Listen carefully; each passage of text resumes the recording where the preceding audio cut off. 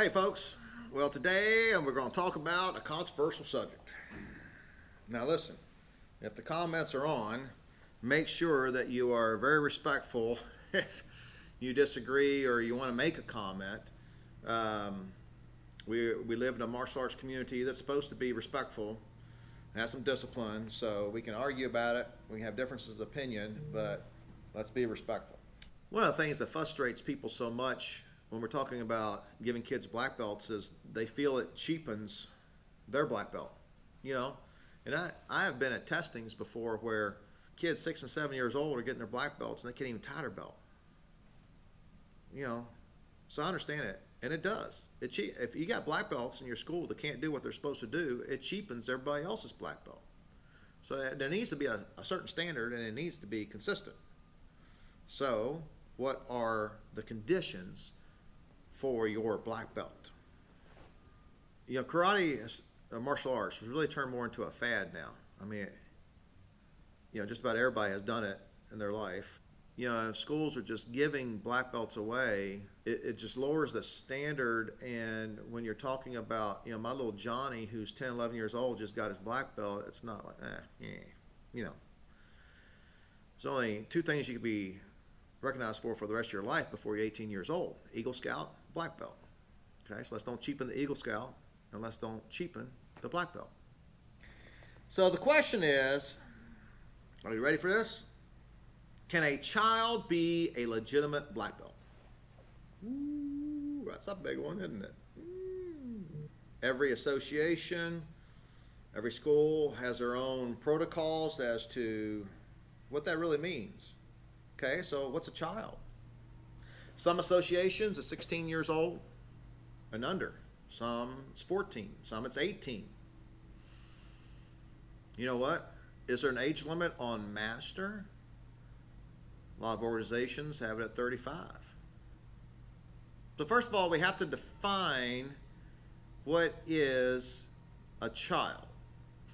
Is it age or is it ability? I've seen some 10, 11-year-olds put some 15 and 16-year-olds to shame. And actually, anybody who's taught for any length of time can tell you that. I think we also have to look at the maturation process. Is it a first degree? Is it a junior black belt? I mean, if you know the difference between Q ranks and Dan ranks, Q child, Dan man, let's think about something else. What are your requirements for a black belt? Whether it's a junior or first degree, this is the way I like to look at it. I tell my staff this: a black belt, when they're testing, needs to be competent and knowledgeable. They grade on 4 elements: power, focus, knowledge, speed.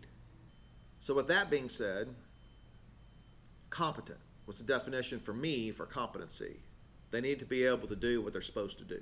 We'll have a test, it's written out, and they need to perform it. If I yell out, for instance, jump spinning side kick, ready, go. They can't sit there and look at, or they can't stand there, look at me and go, what is it? Or a self-defense move. They gotta know it. You know, knife break, spinning elbow to the spine, scoop kick. What's that? They gotta know it, okay? Meaning we've had practice tests, things like that. So any person that comes up for a black belt test, you as an instructor know, really, you know whether they can do the material or not. Okay? What's a child? What's the age? Are they going for a junior black belt or a first degree black belt? Are they competent? Are they knowledgeable? Now here's the other word, knowledgeable. My definition of knowledgeable is knowing why they're doing that. If I'm doing an arm bar, lay down arm bar, let's say, or standing arm bar for, you know, Aikido Jiu-Jitsu, you know, the pinky needs to be up comparatively to the elbow, in relation to the elbow, because that makes the elbow the weakest, for instance. Okay, they need to know that. If a person's really close to me and I'm punching them in the body, why is my fist vertical or like an uppercut underhand as opposed to over? Well, when it's over, the elbow leaves the body and I'm weak. If the elbow stays closer to my body, I'm stronger. That's why we turn it over when it's far away, like a reverse punch or a cross. So black belts need to be knowledgeable. So you need to be competent, you need to be knowledgeable. Well, can an 8-year-old do that? That's for you to decide. And then how is your test designed? And that's a whole other subject. I'm gonna have a video on what is a good black belt test. You know, I've tested for a black belt that took over 8 hours, and I've tested for a black belt that took, you know, about an hour and a half. The hour and a half was actually more difficult. You know, time's irrelevant to me. If you're gonna have, if people want bragging rights on, and I'm going off the subject here, but I'll just say this: if people want to have bragging rights on their long black belt test, why not have it 3 days? Why not? You know, some organizations do that because they make a great weekend out of it, which I like. I mean, I think that's a good idea because, you know, it adds that element of camaraderie and all that. So let's get back to the story at hand. Can a child be a legitimate black belt?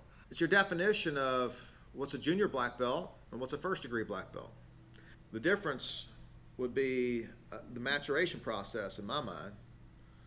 You know, it's a certain level that child can test for, be competent and knowledgeable in their physical and mental capacity at their age, comparatively to an adult, let's say an 18-year-old, you know, and we can argue about the 18-year-old having the mental capacity, you know, especially if you got kids, you know what I'm talking about. But anyway, you understand my point. So the technique, the amount of knowledge they need to gain, there should be a difference between the 18-year-old and the, let's say, 10-year-old, okay? Would I have a problem testing a 10-year-old for a junior black belt? No, I wouldn't. I've done that before. 9-year-old, there's been a lot less, but I have tested some 9-year-olds. 8-year-old,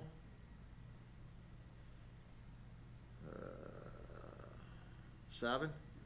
So I think in each organization there needs to be a standard, okay? This is the standard, this is the curriculum. And if you can do this curriculum with competency and have the knowledge, then that's the test, right? Part of the test could be time and rank too. It needs to be a certain time period. But whatever organization or school that you're involved in needs to be written out.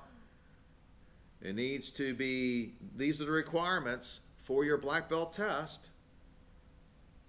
And if you can do it, you can do it. So I know it's a hot topic. I know some organizations that have like a Pee-wee black belt, first degree. Pee-wee, junior, first degree. So what black belt are we talking about? What are the requirements? And how are they graded?